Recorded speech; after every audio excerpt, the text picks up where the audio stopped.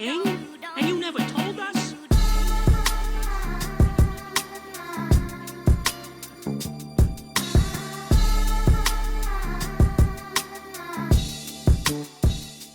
Alright, you guys, so I got my basketball from Target. It was about $15.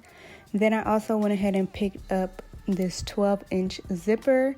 It came with about 5 or 6 per pack, but it was only like $9, so I'll link that down below. And yeah, the first thing that I'm doing is I'm going to try and measure where I want to place my zipper.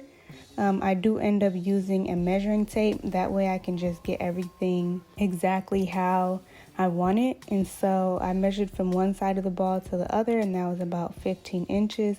Then I just marked in the middle. So here's my middle point. Then moving on, I also marked 4 dots for each piece of hardware. So I'm going to have 2 little straps on the top. So that's why I have 2 on each side, and then I also put 1 hardware mark on each side of the ball as well. So on the bottom I also did 4 dots because I'm going to add these purse feet on the bottom of the bag. So this is what the hardware looks like, and as you'll see on the other side there's 4 teeth, and so I just put it on the ball and then kind of marked where those teeth landed. So moving on to the strap of the bag, I got this black and gold Nike lanyard, and I also picked this up from Amazon. And I'm just going to go ahead and first even it out. And then once it's nice and even, I'm going to go ahead and burn the ends. Now, if you are under the age of 18, make sure you are not doing this step. And if you are, make sure that you have an adult with you so that you don't get hurt. So now I'm taking these D-rings that I got from Hobby Lobby, and I'm just going to attach those to each end of the lanyard. So I think I'm going to flip it over and show you in a second what it looks like on the back, but you're just going to fold it over and then sew a straight stitch. So now that I've done that, this is what it looks like. And now moving on to these handles, these short handles that I got from Amazon. So I decided that I wanted the short handles to be even shorter than they are. So what I'm doing here is I'm taking the chain off of the handle. So each of these short handles obviously had 1 chain on each side. So I'm going to take those off. And now I'm taking these split rings. It's the same thing that you use for a keychain. And I'm adding 1 of those to each side of the shorter strap. So then I went ahead and doubled up on the chain. So first I removed the chain, then I added these 2 keychain rings to the bottom of that short strap, and now I'm going to connect the 2 sides of the chain to make it longer. So now that I've done that, I'm just going to go ahead and clip it onto my Nike keychain, and that is my long strap, and those are my 2 short straps. So now moving on to actually going in and cutting into the ball. So I also marked 12 inches, so I put a dot to begin, then I measured 12 inches over and put another dot so that I knew where to start and stop my slit. So I'm just taking this X-Acto knife and I'm going down the very middle of the ball. And then I must have been like, okay, I'm over this. So I switched to scissors. These are fabric scissors, so they're pretty heavy duty.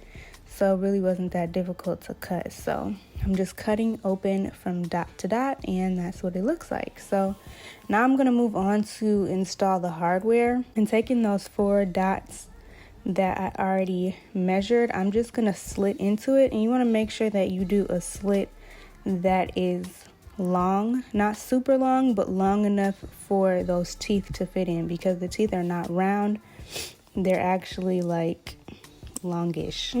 So here I'm taking the hardware and I'm just going to place those teeth where I made the slits and push it through. So you might have to push for a while, but it's not that hard. So once I have it pushed through, I'm gonna take some of the washers that came with it. So you need 2 for each hardware, and pretty much you just put the teeth through the washer and then fold the teeth down. So I repeated that step for all 6 pieces of my hardware.